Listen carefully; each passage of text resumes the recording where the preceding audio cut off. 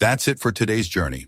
If you enjoyed exploring with us, make sure to hit subscribe and click the bell icon so you never miss the next adventure waiting just around the corner. There are plenty more incredible stories, hidden places, and mysteries to uncover. Check out the other videos on the channel and keep the exploration going.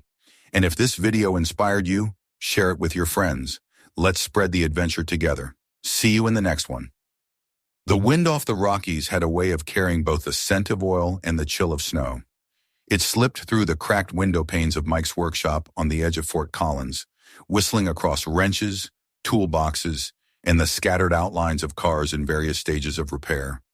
The place had the stillness of habit, the soft hum of the heater, the faint rattle of loose bolts in coffee tins, the marks on the floor where cars once stood and left their ghosts behind. It was a sanctuary built out of years of grease and precision. Mike liked it that way. Everything had its place, every stain a story. That afternoon, the shadows grew long over the highway outside, and the sound of tires on asphalt faded until it was just the wind again. Mike was bent over a carburetor, his hands blackened, his eyes fixed with the kind of focus that came from muscle memory and a quiet stubbornness. He didn't notice the door creak open until Josh's voice filled the room. "Man, it smells like a mechanic's graveyard in here," Josh said, brushing cold air off his jacket as he stepped inside. He was tall, restless, the kind of man who couldn't stand still for more than a few seconds. Behind him came Emily, her notebook already in hand, eyes bright with the curiosity that often got them both into trouble. Mike didn't look up right away. "That's the smell of honest work," he muttered, wiping his hands on a rag. "What brings you two here on a Friday night?" Emily smiled. "A story, actually. One that might interest you." Josh leaned on the workbench, a grin spreading across his face. "You ever heard of a place near Tahoe, a mountain tunnel filled with old cars? Some kind of underground collection, sealed up since the 70s? Mike raised an eyebrow, unimpressed. "I've heard a lot of ghost stories about cars, most of them end with raccoons and rust." "Not this one," Emily said softly. She opened her notebook and laid it on the workbench, revealing a rough map traced in pencil. "This came from Sam. You know, the old guy who still runs that parts yard off Mulberry. He told me about a man who used to order rare car parts in bulk back in the 70s. No one ever saw what he was building, but shipments kept going up into the mountains near Tahoe. He said there's a tunnel, sealed off with steel doors, where someone hid an entire collection." Mike frowned, still skeptical, but there was something in Emily's tone, something deliberate, confident, that held him for a moment. "And why would someone do that?" he asked. "Taxes," Josh answered with a laugh. "Or paranoia. Maybe both. Sam said the guy was scared of losing it all during the fuel crisis. Thought the government would start seizing gas guzzlers." Emily closed her notebook and met Mike's eyes. "Sam said he saw invoices with a name Thomas Hansen. Ring a bell?" Mike paused, searching memory. "Hansen. Race driver, maybe? I think I saw that name in an old car club registry once. Private collections weren't unusual back then. Some folks buried their cars just to keep them safe from creditors." Josh's eyes gleamed. "Exactly. So why not check if it's true?" The workshop filled with silence, the kind that settles before a decision. Mike stared at the carburetor on his bench, then at the faded photograph pinned above it, a picture of his father working on a Mustang in 1978. The temptation of a forgotten garage buried under stone tugged at something in him, something equal parts nostalgia and defiance. Finally, he exhaled. "If we're doing this, we're doing it right. We go prepared. No risks, no cutting corners, and we keep it quiet. The last thing we need is a swarm of treasure hunters tearing the place apart." Emily nodded. "Agreed." They spent the next few hours forming the bones of a plan. Emily would dig into the archives for any trace of private land deeds or decommissioned mines around Lake Tahoe. Josh would handle the gear lights, ropes, respirators, everything they might need underground. Mike, being the only one with serious mechanical training, would serve as both navigator and safety lead. They would go light, stay no longer than a day inside, and bring back only documentation, no souvenirs, no parts, nothing that might disturb the site. By midnight, the workshop was a mess of open maps, half-packed bags, and thermoses filled with black coffee. Mike's mind ticked like an engine idling too long. There was a time when he thought he'd left adventure behind, somewhere between his last race car build and his divorce. But the thought of uncovering a secret garage, a hidden sanctuary of American steel, reignited something old and familiar. Saturday came with a hard blue sky, the kind that promises cold. Their truck, a heavy-duty pickup that had seen more deserts than cities, was loaded and humming. The drive westward stretched long across the plains, through the open shoulders of Wyoming, and into the rising ribs of the Sierra Nevada. As the hours passed, civilization thinned to gas stations and shuttered diners. They reached the outskirts of Tahoe by late afternoon. The lake glimmered under a milky sun, the air thinner, the pines taller. The road wound upward into the hills where old mining routes branched off like forgotten arteries. Emily pored over her map, tracing a faint pencil mark labeled Vent Shaft Number 4, the spot Sam had said might lead them close.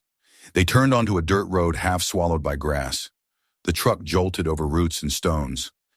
Rusted signs leaned in the trees, warning of unstable ground. Eventually, the trail narrowed to where they had to continue on foot. Each carried a pack, ropes, helmets, and enough supplies for 2 days in case something went wrong. The path led them to an old railway crossing, its signal light dangling like a broken eye. The rail stretched out into the fog, disappearing into nothing. A river rushed nearby wide, violent, swollen from recent rain. They stood at its edge, calculating. "This is where the map ends," Emily said quietly. Sam said the tunnel entrance should be on the other side. The only crossing left was a scatter of slick boulders forming a half-submerged line. Josh tested one with his boot. It wobbled but held. He flashed a grin. "Guess this is our bridge." Mike sighed but followed, slinging the rope across his chest. The water roared loud enough to drown out thought. One step at a time they crossed, balancing like tightrope walkers. Midway through, Josh nearly slipped, his reflection vanishing in a burst of spray before he caught himself. When they reached the far side, their clothes clung cold and heavy, but their spirits burned with the strange electricity of discovery. The forest thickened as they climbed, pines giving way to bare rock. The slope rose sharply, and the air thinned even more. Mike carried most of the weight, 22 kilograms of tools, lighting gear, and oxygen sensors. His breathing turned ragged, a reminder of the years since he'd last pushed himself this hard. Emily stopped once to rest and looked back. Through the trees, she could just make out the shimmer of the lake, a pale silver mirror far below. By the time they reached the ridge, the light had begun to fade. Ahead, half hidden behind a spill of loose stone, was what looked like a man-made cut in the mountain face. The edges were too clean, too deliberate for nature's hand. They cleared away the rubble, revealing a jagged mouth leading into darkness. Inside, cold air sighed outward, damp and mineral, like the exhale of something sleeping. A faint metallic glint caught Mike's eye. A piece of rusted conduit bolted into the rock. Emily knelt beside it, brushing away grime. "Ventilation system," she murmured. "Industrial, not natural. That means someone built this for a reason." Josh shone his flashlight deeper into the tunnel, but the beam dissolved before reaching the end. "Well," he said softly, "there's our gate to the underworld." Mike looked into the darkness and felt the weight of everything, the miles they'd traveled, the promise of what lay beyond, and the unspoken agreement between them. Whatever waited in there had been sleeping for decades. They would be the first to wake it. "Tomorrow," Mike said finally. "We rest here tonight. We go in at dawn." They pitched camp beside the tunnel mouth, using the truck as a windbreak. The sky burned orange before falling into the deep indigo of the mountains. As the fire crackled low, the three of them sat in silence, each lost in their own thoughts. For Mike, it was the memory of his father's hands tightening bolts on a '67 Mustang. For Emily, it was the thrill of stepping into history, unrecorded and unclaimed. For Josh, it was the pulse of adrenaline that came from standing on the edge of something dangerous and extraordinary. When the fire finally died, the mountain loomed black against the stars. The tunnel yawned open just beyond the circle of light, breathing its slow, cold breath into the night. None of them slept much. Somewhere in the dark, the legend waited patient, real, and soon to be found. As the first trace of dawn brushed the peaks, the three figures stood at the entrance, their breath white in the air. The world behind them seemed ordinary and far away. Ahead lay silence, steel, and the promise of forgotten engines. Mike switched on his headlamp and felt the beam strike the damp walls. The echo of their footsteps carried inward, swallowed by the unknown. Without another word, they stepped inside. The legend of the mountain was no longer a story told by an old mechanic. It was a place one they could touch, breathe, and soon perhaps understand. The mountain closed around them like a held breath, and the last sliver of daylight vanished behind the bend of the tunnel. They didn't know yet what waited in the dark, but the air already smelled faintly of dust, metal, and something else. Something older, like the memory of gasoline long evaporated but not forgotten.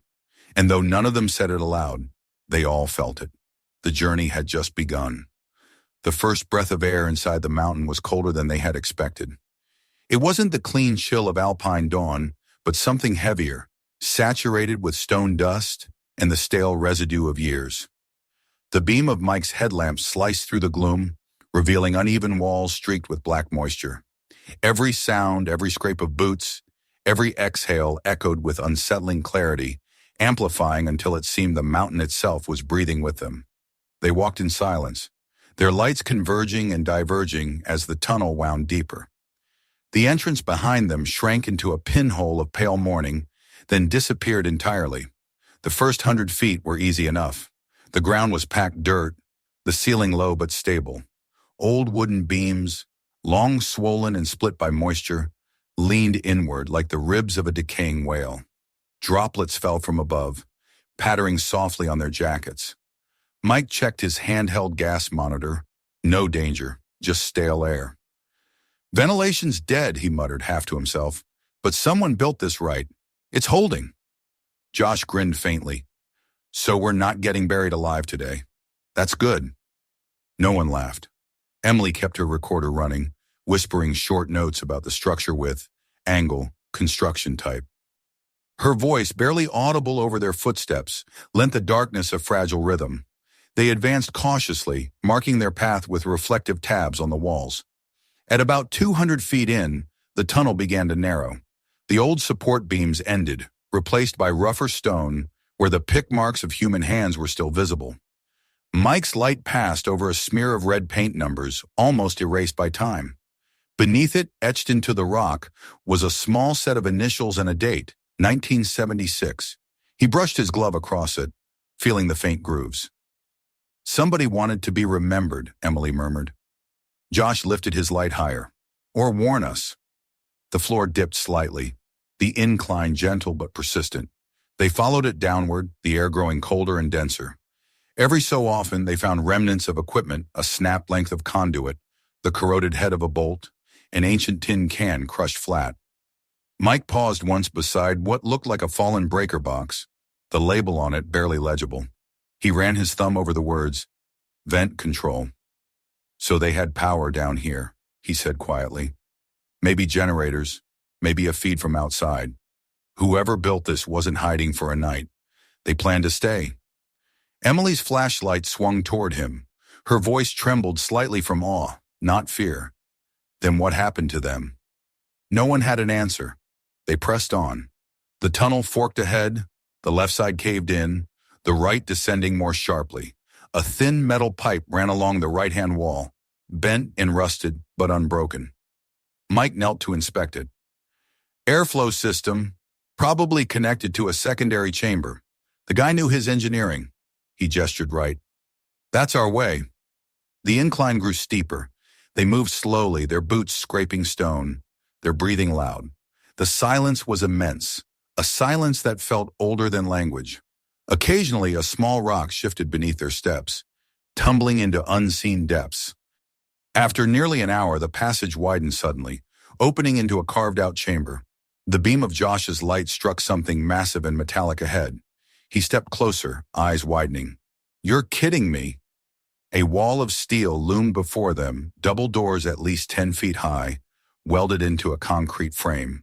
The surface was coated with years of mineral buildup, the hinges fat with rust.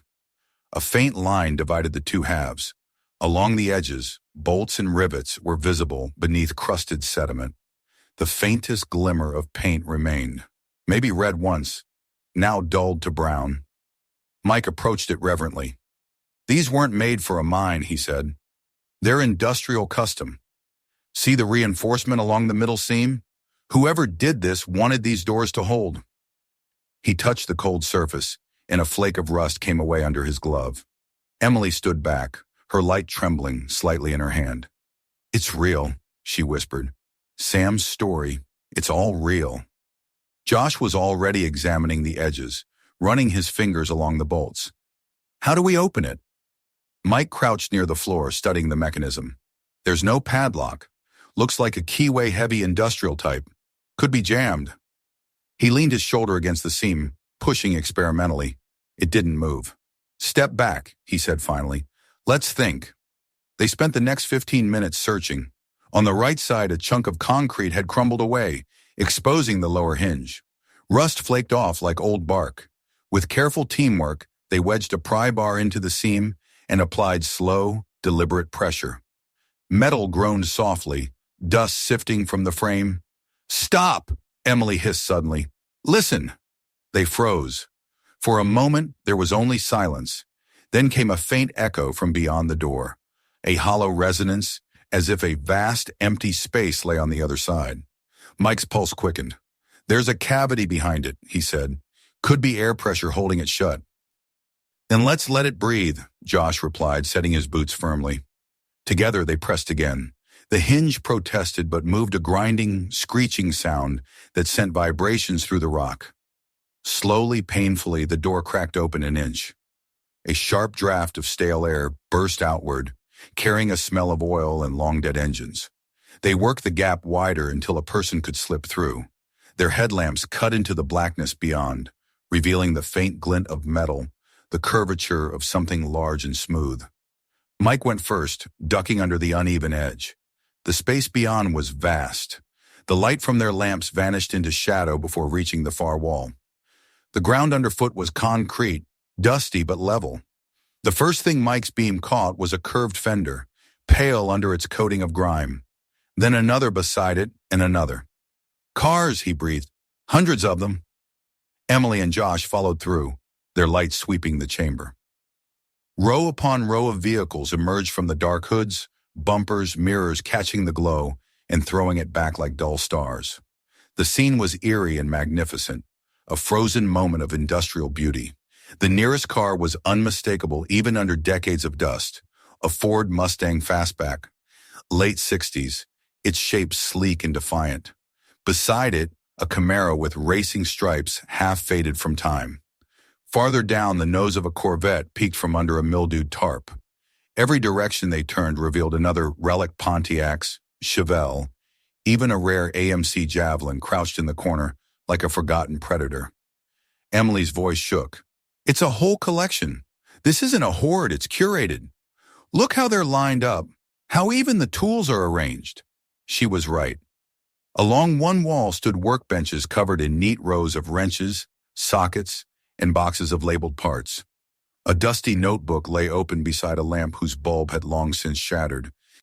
Mike brushed away the dust and read a line scrawled in fading ink. "Cylinder, torque 1220 LBFT. Replace gasket before next test." He turned the page. The handwriting was meticulous, dated 1978. At the bottom of the last entry, one name, T. Hansen. "Thomas Hansen," Emily whispered. "He really existed." Josh paced slowly between the cars, his flashlight scanning dials and dashboards. Why would he leave them all here? These things are worth fortunes. Mike crouched beside a Corvette, peering through the cracked windshield. Maybe they weren't worth anything then. Maybe he thought the world didn't deserve them anymore. He looked up, his light catching the outlines of ventilation ducts overhead. He built this place to preserve them. You can feel it. This wasn't panic. It was devotion. They explored deeper. The further they went, the more details emerged. Spare parts neatly boxed, engines half disassembled and labeled, even a spray booth constructed from sheet metal and plastic curtains. Each station told a story of a man obsessed with perfection. Some cars were polished to bare primer, others still wore the ghost of their original paint beneath the dust. In a corner, Emily found a filing cabinet. Its drawers resisted at first but yielded with effort, spilling papers yellowed and brittle. Titles, insurance slips, dealer receipts, everyone signed by Hansen. The most recent date was March 1982. After that, nothing. He must have died around then, she murmured, or vanished. Mike found more clues in a wooden crate photographs curled with age. They showed the same chamber, cleaner, brighter, lined with cars gleaming under fluorescent lights. Hansen himself appeared in one mid-40s, tall, wearing coveralls, his hand resting proudly on a Mustang's hood. Behind him, the mountain walls were freshly sealed concrete. Josh picked up a photo of a different car, half restored, its body suspended on a lift. He was building a museum, he said quietly, underground, away from everything. They fell silent, the truth settling over them like dust. This wasn't a tomb of decay. It was a sanctuary. Every wrench and rag told of care, not abandonment. Yet something had interrupted it all. Mike found a rusted generator near the back, still connected to an old fuel line. He imagined the sound of it once running, the hum of ventilation, the echo of Hansen's footsteps as he moved from car to car, checking oil levels, tightening bolts. What silence must have followed when it finally shut down? Emily wandered to the far end of the hall, where a work table was covered with documents, sketches, and blueprints. In the corner lay a set of personal effects, a thermos, a notebook, a pair of glasses folded neatly. She opened the notebook and read aloud. "The world doesn't care for things that require patience. Someday they'll understand why I did this." Her voice trembled slightly as she closed it. He wanted to save something that everyone else was throwing away. They stayed for hours, documenting what they could. Mike cataloged engine types and serial numbers, noting the rarity of certain configurations. Emily transcribed every legible piece of writing. Josh drew rough maps of the layout, marking each row of vehicles and identifying makes where he could. Time slipped by unnoticed until the chill in the air deepened, and their breath began to fog. When they finally regrouped near the entrance, the enormity of what they'd found pressed down on them. Mike looked back over the rows of silent machines, feeling both awe and sorrow. "We shouldn't touch anything else," he said quietly. "If we stay longer, we risk damaging something." Emily nodded. "We have enough. Proof that it exists." Josh's eyes roamed the chamber one last time. "Proof, sure. But for who? No one would believe this without seeing it." Mike hesitated before answering. "Then maybe no one should. Not yet." He turned toward the doors, now resting open just wide enough to slip through again. The air outside would be fresher, brighter, alive. But part of him didn't want to leave. Behind him lay not just cars, but a story. A man's dream sealed in steel and dust. He took one last look at the cars gleaming faintly in the light of his lamp. They stood as if waiting for their owner to return, patient and perfect in their stillness. Then he stepped through the doorway, into the tunnel's narrow throat, feeling the cold draft wrap around him like a final goodbye. As they retraced their path through the mountain, the echoes of their steps mixed with something deeper, the faint metallic memory of engines that had not run in 40 years, and perhaps never would again. They emerged from the tunnel just as the afternoon light was beginning to fade across the mountain face. The first lungful of open air felt raw and startling after the dry, mineral stillness of the underground chamber.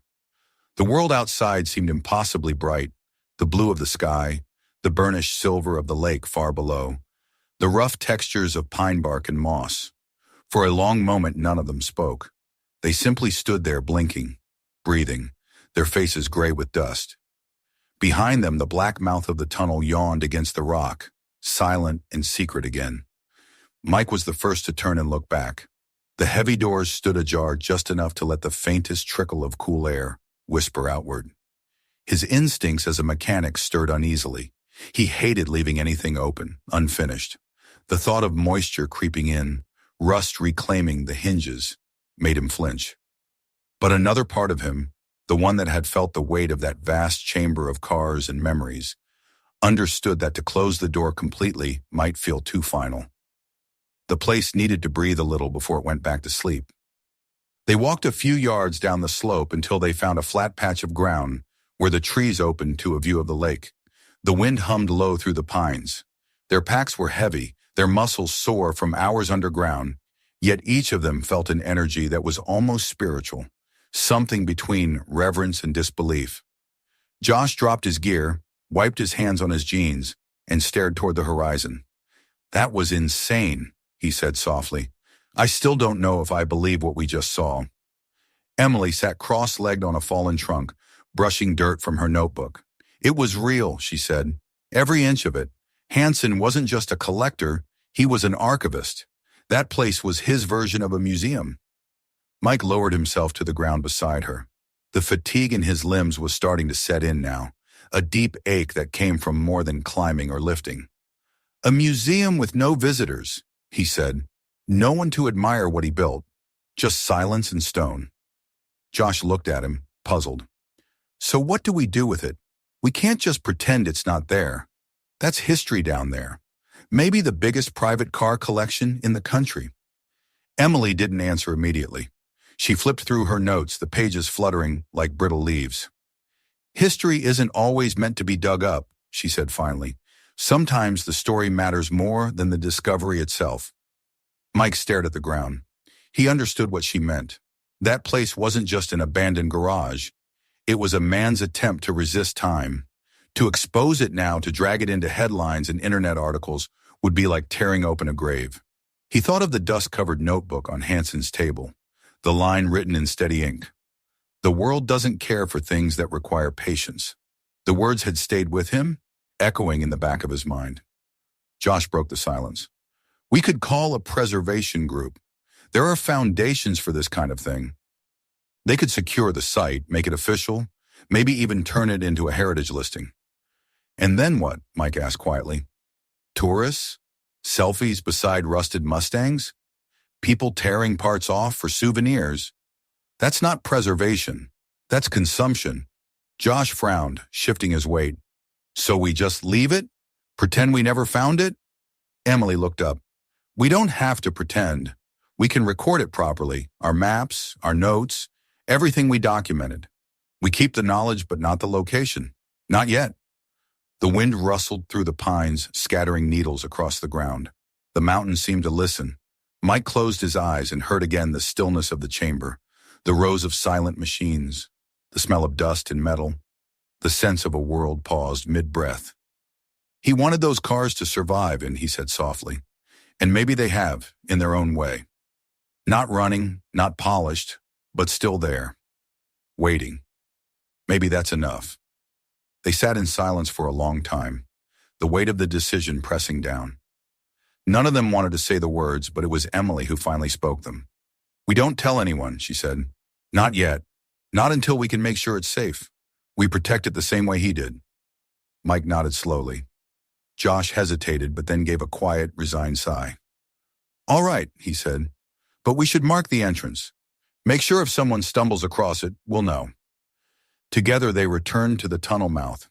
Mike inspected the steel hinges one last time. He found a spot near the edge of the frame where a small groove could serve as their secret marker. Using the tip of his knife, he etched a tiny symbol 3 interlocking lines, simple and unnoticeable to anyone who didn't know what to look for. Emily wrote the same symbol in her notebook beside the date. They pushed the heavy doors until they closed with a deep metallic thud, leaving a narrow slit for airflow. The sound rolled down the passage like thunder and faded. For a moment they stood listening. The mountain seemed to exhale. When they started back toward the ridge, the light was already shifting toward evening. The trek downward was easier than the climb, though their legs trembled from exertion.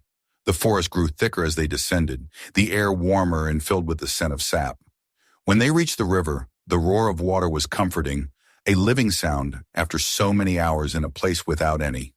They crossed carefully, using the same stones as before, though the current seemed gentler now, as if the mountain itself had softened toward them. By the time they reached the truck, the sky had darkened into shades of violet and gold. They loaded their gear in silence. Mike started the engine, and the hum of it filled the air like a heartbeat. As they drove down the winding dirt road, Emily looked back through the rear window. The mountain was already fading into shadow, the tunnel hidden once more beneath rock and pine. It felt almost as if it had never been there at all. They reached the main road long after sunset and stopped at a small diner on the outskirts of a quiet town. The place smelled of coffee and fried food, the kind of warmth that seeps into your bones after cold days. They ordered without talking much. Burgers, fries, steaming mugs of black coffee. The neon sign outside flickered against the windows, throwing pale red light across their faces. At one point, Josh said quietly, "If anyone ever asks what we found, what do we tell them?" Emily didn't look up from her mug. "We say we went hiking," she said, "that we found traces of an old mine, nothing special, because to anyone else, that's all it would be." Mike nodded slowly. The simplicity of it felt right. The secret wasn't a burden, it was a kind of guardianship. They drove through the night, taking turns at the wheel. By the time they reached Fort Collins, the first gray light of morning had returned to the sky. Mike parked the truck outside his workshop, the same place where the whole idea had begun. The world around them was unchanged. The highway hummed with trucks. The air carried the smell of fuel and frost. But something in them had shifted. Inside the workshop, the familiar clutter greeted them. Tools, rags, half-finished projects. Mike poured coffee from an old thermos, its metallic tang oddly comforting. Emily sat at his desk, carefully spreading her field notes. The pages were smudged and wrinkled, but they contained everything. The coordinates of the mountain, now coded in her own shorthand, sketches of the tunnel, the layout of the underground chamber, descriptions of each vehicle and its state. It was, in its own way, an act of preservation. Josh leaned against the doorframe, watching her write. "Feels strange," he said. "Like we stepped into someone's dream and just walked out again." Mike nodded. "Maybe that's exactly what we did." He turned to his own workbench, took out a fresh notebook, and began writing technical notes, engine models, frame types, the rare details of Hanson's mechanical craft. His handwriting was steady, deliberate. This was his way of paying respect, to honor the precision of another mechanic, even one who had lived and died decades earlier. As the hours passed, the sun climbed higher. Emily finished her summary and closed the notebook gently, tying it with a length of string. "If anything ever happens to us," she said quietly, "someone should know how to find it. Not where it is, but why it mattered." Mike looked up from his notes. "It'll stay between us," he said, "until there's a way to protect it without destroying it." They all agreed without another word. It wasn't a pact sealed by ritual or document, just the quiet certainty that they had seen something extraordinary and that the only way to honor it was through silence. Days turned into weeks, and the memory of the underground hall began to settle into their lives like sediment. Emily continued her teaching, though her lectures on American automotive culture now carried a different weight. When she spoke about the decline of craftsmanship, there was a glint in her eyes that her students couldn't quite place. Josh went back to his wilderness guiding work, finding comfort in the open air, the opposite of the underground confinement that still haunted his dreams. Mike spent long nights in his workshop, tuning engines, but sometimes he would pause, his hands still, as if listening for an echo from deep inside the mountain. One evening, weeks later, Emily stopped by the workshop. She found Mike sitting at his desk, the room dim except for the yellow cone of light from the lamp. In front of him lay the same photograph they had found in the chamber, Hanson, standing beside his car, proud and solitary. "He didn't do it for fame," Mike said quietly without looking up. "He just wanted to keep something pure." Emily nodded. "And we will." Before leaving, she placed a sealed envelope on his desk. "For safekeeping," she said. Inside were copies of their notes, the photographs they had taken, and a single sentence written in her careful handwriting. "Some places are kept alive by silence." Mike looked at the envelope long after she had gone. Then he placed it in the bottom drawer, under layers of manuals and parts catalogs, and locked it. The key hung on the same ring as his old workshop keys, nothing to distinguish it, nothing to betray what it guarded. Outside, the night had deepened, the air crisp with approaching winter. He stepped out and looked toward the distant line of mountains. Somewhere beyond them, buried in rock and dust, the cars waited rows of still metal under a blanket of darkness, guarded by silence and the memory of one man's devotion. He imagined that, in some way, they would outlast them all. In the months to come, life continued its steady rhythm. The secret faded from daily thought, but never from their hearts. Occasionally, when the radio played an old track from the 70s, Mike would glance toward the mountains and smile faintly, hearing in the guitar riffs the low hum of engines that would never run again. The legend of Thomas Hansen would remain untold, at least for now. The three of them carried it like a private prayer, a reminder that some creations are meant not to be consumed, but to be remembered quietly, as proof that devotion can survive long after the hands that shaped it have turned to dust. And so the mountain slept on, holding its gallery of machines, its artifacts of speed and dream, untouched and unseen. Deep inside, where no sunlight reached, the silence endured, not the silence of emptiness, but of preservation. It was the kind of silence that kept things whole. Thanks for watching, everyone. If you enjoyed this adventure, don't forget to hit subscribe and turn on notifications so you don't miss what's coming next. Check out my other videos for more hidden places, untold stories, and discoveries waiting just beneath the surface. And if you like this one, share it with your friends. The more people who join the journey, the bigger the adventures get. See you in the next one.